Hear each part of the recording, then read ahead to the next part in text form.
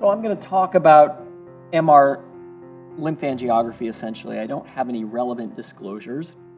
And I'm putting this up here kind of to thank a lot of the people that I've worked with. I was at the University of Washington for a long, long time working with Peter Nelligan, who I know is well known to many in the lymphatic and lymphedema circles. And this guy, Lee Mitsumori, was a radiologist before me who knew Peter pretty well, and he decided that we needed to start doing MRL. And I said, what the heck is MRL? And we kind of figured it out together, and we built a program that is probably done well in excess of 300, maybe even closer to 400 patients with our technique now. So by way of outline, first I'm just going to kind of differentiate central versus peripheral MRL, because mainly what I'm going to be talking about is peripheral. We've already heard all kinds of overviews of the anatomy and physiology. I might have one or two slides in there. And then talk about MRL techniques. T2 you've just heard about by Alex. That was a great introductory talk. We're going to talk about gadolinium enhanced MRL mainly, and then a technique that we developed called dark MRL. I'll try to pepper it with examples of pathology and then hopefully some questions at the end, I guess, of the whole session. So as I said, peripheral is the main focus of this talk. There is central MRL as well, where people are really trying to look at the collecting systems in the abdomen and thorax, the cisterna-chyli thoracic duct, as well as visceral organs. And this is a technique where the way it's done with MR, and it really works quite well. They're doing this a lot at Penn, a guy named Max Itkin. But what they'll do is cannulate lymphatic, lymph nodes in the groin, as can be seen here.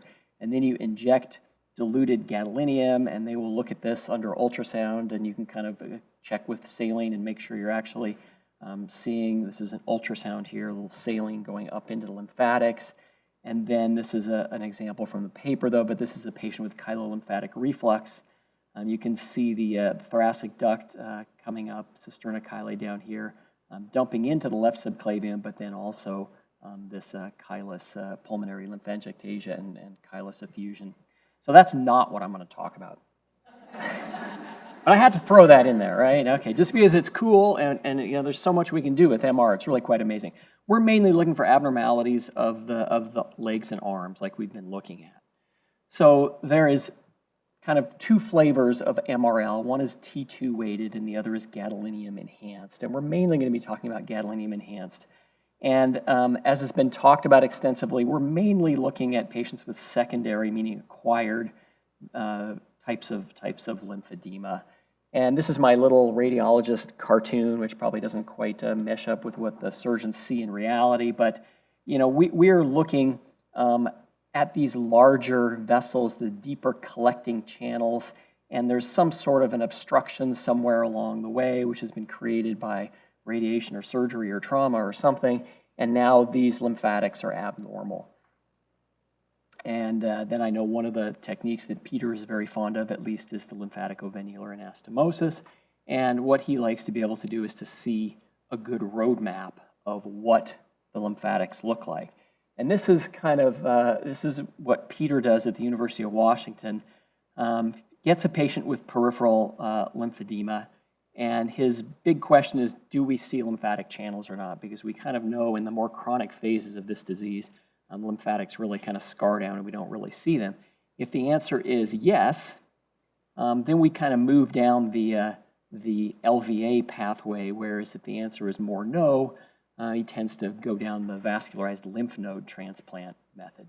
But either way, kind of preoperatively knowing what we've got is extremely helpful to us as far as where are the lymphatics, how many of them are there. It's going to kind of help decide how you might manage this patient. So with that, we'll introduce MR lymphangiography. So as I said, there's really two main points of it, and Alex has gone over one of the big ones, which is the T2 or water-based imaging and fat-based imaging to look at edema and fibrosis.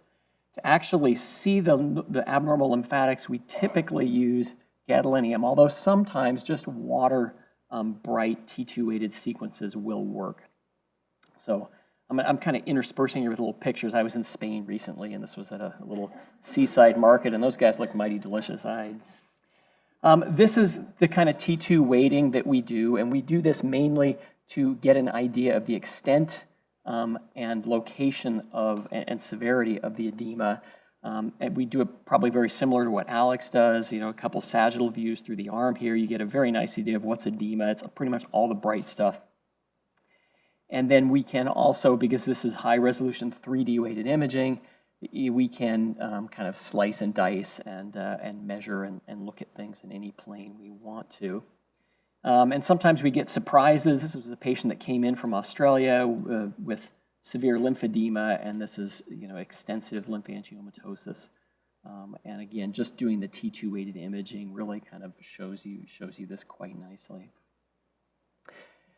We have not had as good a luck with T2 weighted imaging for looking at lymphatics as this group in Paris, who published quite a bit, and I think it's mainly in primary lymphedemas that you'll often see these big dilated ducts with just T2 weighted imaging. In my experience, we don't see this a lot. The other thing we do with T2 is you can have various degrees of sophistication, but you can measure the circumference. As Alex said, you can measure the volume as well. You can also try to get an idea of fatty hypertrophy, which is part of this disease process. That's the Plaza d'España in Seville, which is a great city if you've never been there. All right. Early peripheral MRL, back in the 90s, people were injecting iron agents, really trying to look at lymph nodes and uptake in lymph nodes, normal versus abnormal, mainly in animal. Around 2001, a guy named Stefan Room said, well, let's try injecting gadolinium into the web spaces. He did this in three patients and got some pretty promising results. And you can see the things with the arrows on them are lymphatics, and you can see in this normal patient that you get enhancement of the lymph nodes all the way up into the groin. I will tell you we do not see that very often in abnormal patients.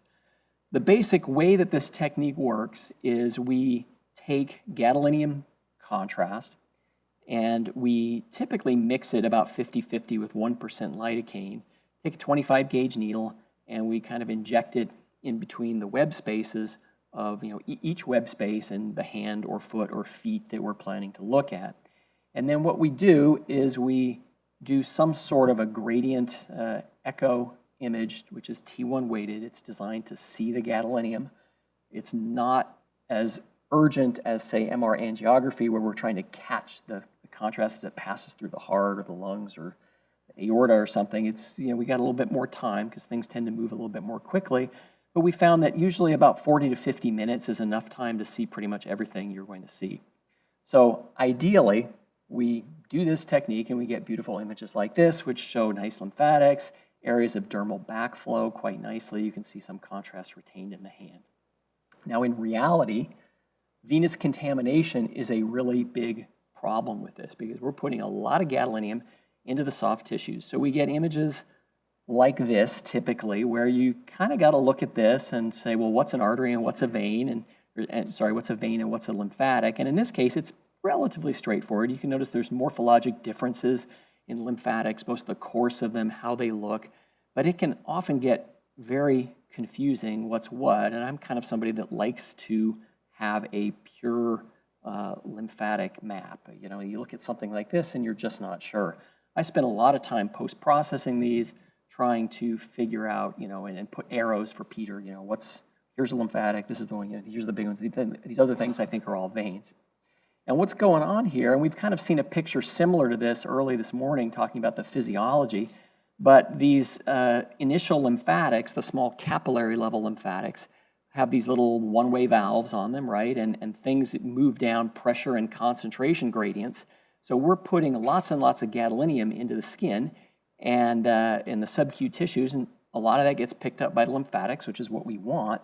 But also gadolinium is called an extracellular agent. When we put it into the blood vessels, it leaks right back out when we put it in intravenously, and that's what we want, to be able to see tumors and things like that are vascular with a lot of leaky capillaries, but it leaks back in down the concentration gradient. So it's just like having this reservoir that gets picked up by the veins, and they just keep pumping in more and more gadolinium, which kind of messes things up. So this is just to show you a couple of the different patterns we see. This is a pattern, you got to read around all the veins here, where it's mainly areas of dermal backflow that we're seeing, which is a kind of a secondary sign that the lymphatics are obstructed. Sometimes we will see nice, big, dilated, tortuous lymphatics. Usually more, this would be a patient with some sort of primary lymphedema. Sometimes we just see little spotty intermittent ones, and I hope you're getting an idea. These are not super duper easy to interpret here because there's so much venous. And in this case, we have kind of discontinuous things, but going all the way up to groin lymph nodes, which tells you at least there's some continuity of the lymphatic. Here's just a couple examples of dermal backflow, again, with plenty of veins. This is more the normal side here, where you see uptake into lymph nodes, and if you see that, you're probably dealing with something a little more normal. Most of this is just all venous down here. So we see veins, when we were doing it this way for a couple of years in Seattle, we saw veins about 98% of the time, which means almost all the time. And as I said, you can distinguish between the two of them. If you know what you're looking for, veins tend to fill early and they'll slowly taper off over time. They're smoother, the lymphatics fill more gradually, and they're more irregular and beaded. But, the surgeons didn't want to see this. They want to say, show me lymphatic. So we looked at a technique and came up with a technique with the goal to give a pure lymphatic map to really aid in the pre-surgical planning. And the strategy was, let's try to figure out a way to remove the venous contamination from the images, and we're going to do that by nulling the signal from the blood pool.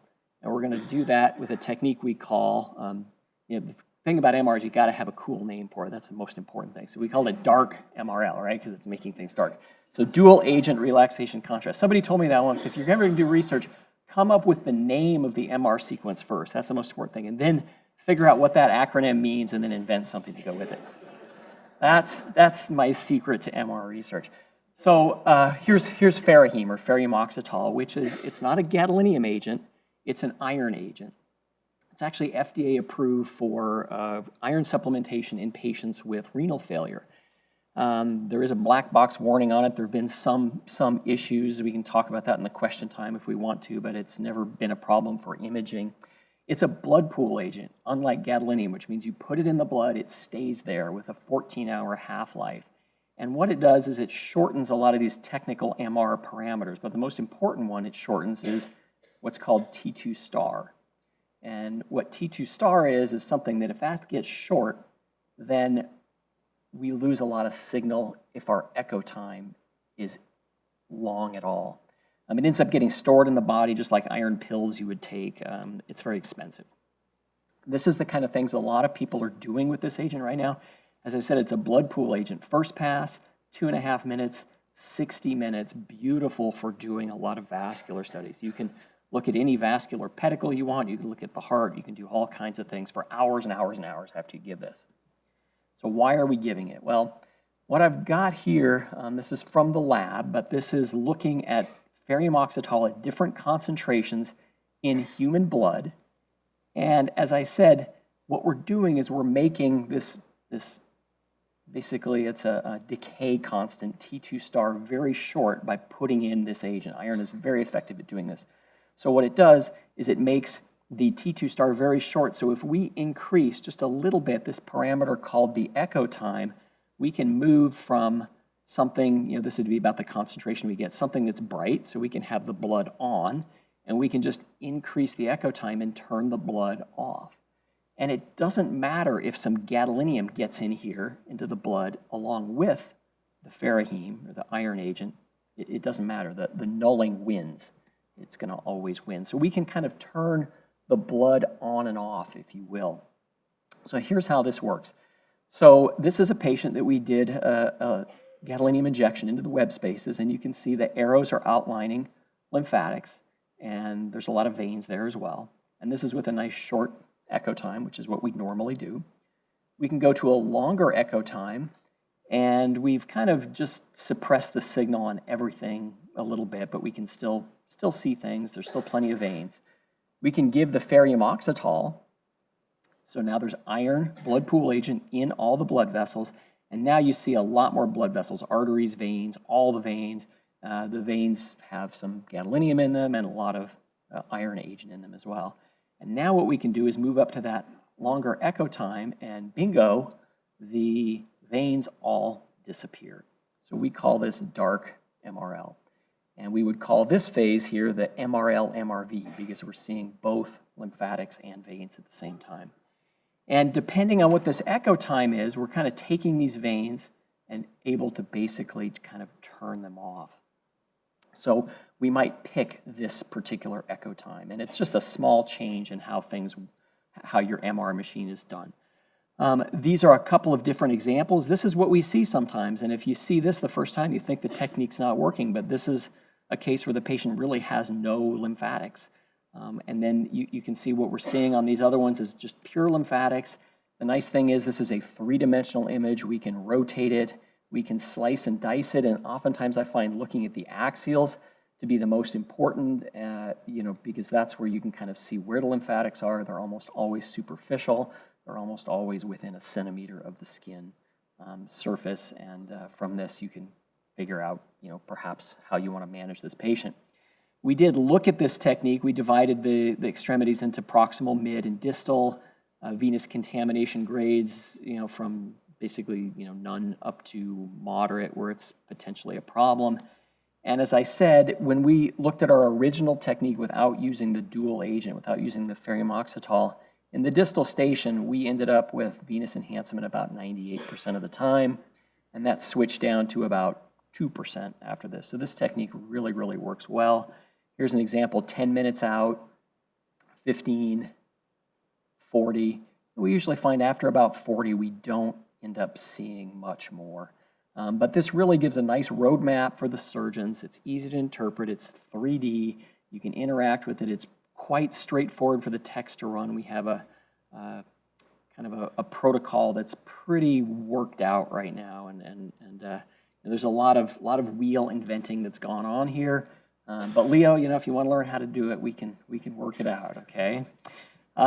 So this was conceived using the Dixon technique that Alex talked about, which Dixon is a nice way of doing you can either get water images or fat images, so it's a nice way to suppress fat, and at the same time you can look at just the fat if you want to. We at the University of Washington had a Philips machine. At Penn, I've helped them develop this technique. On Siemens, the University of Colorado, we're kind of getting it launched now on GE, so it can be done on any of the MR machines. You can also, if you don't, let me just say you have to modify the pulse sequence a little bit. If just the out-of-the-box parameters, you're not allowed to increase that echo time. You have to kind of have your physicist kind of tweak that a little bit, which can get into some issues. You can do more standard imaging, and I don't want to get too much into the imaging details here, which is things called Thrive and Vibe and Lava, which is kind of similar to what you might do in the liver or something. But getting fat suppression over this wide field of view, particularly for big extremities that might not be in the isocenter, is difficult. And 3T really is preferred for signal to noise, but it can be done at 1.5T as well. I'll just briefly go over how we do this. Our protocol, it's pretty straightforward and worked out right now. In the holding area, we kind of explain everything to the patient, start the IV, and put in the ferrimoxetol. It's slowly infused over about 15 minutes. Don't even have to be in the magnet. It's going to stick around with a half-life of 14 hours. We have a dosing chart that's based on estimated intravascular volume to try to get the same concentration, so the techs just kind of read the height and weight, figure out how much to give. Then we put the patient in the magnet, and as Alex described, we try to get that extremity as close as we can to the isocenter. We can do unilateral or bilateral lowers, but you can really only do unilateral, at least at one time, of the upper. And we inject intracutaneously then, before we've even done any imaging, haven't even done any imaging, go ahead and inject 1 cc of this 50-50 mixture of a gadolinium contrast agent. We use gadobenate and lidocaine, and it's done by a radiologist, a radiology nurse, or a radiology PA. And then we kind of, as soon as that's injected, you kind of get the coils on the patient and you start doing the scouts, and then you scan. And one of the first things you do is you do your multi-station MRL. You have to do this usually in 3 different positions for the lower extremity because they're pretty long. Usually 2 works for the upper extremity. We've got it worked out now with the dose we give. If we use an echo time of 5.8, it pretty much always just works. And then as soon as we're done doing that, maybe takes 10, 12 minutes to acquire that, we do our sagittal fat sat 3Ds, we do T2s, we do whatever else we want. Then we come back at about 30 minutes and we shorten that echo time to where we get the MRL combination MRV. So we're turning the blood back on, and that makes sure we're not suppressing any lymphatics, lets us take a good look at all the blood vessels as well. Then you come and do a second MRL at about 40 to 45 minutes, and at that point, you're typically done. If I did maybe see a lot of progression from the 15-minute to the 45-minute, I might do one more. But typically, we're done in an hour. And it might look like this. This is the first MRL at 15 minutes. At about 30 minutes, we did the MRL MRV. The only difference between these besides 15 minutes is the fact that we shorten the echo time. We turn the blood back on. So the blood and lymphatics are there. Here we are at 45 minutes. And the only thing that's really happened is this one little lymphatic has progressed a little further. This is something interesting. We don't typically see lymphatics above the either the knee or the elbow. I'm not sure if that's because the contrast gets too diluted out by then, or if there's lymphatics aren't really good. So the report, we look at T2s, fatty hypertrophy, size of the limb, T2 fat sats, how much edema is there, where is it, do we see any lymphatics? The contrast MRL, we report, where are the lymphatics, how big are they, how far do they extend, do we see them extending into groin or axillary lymph nodes?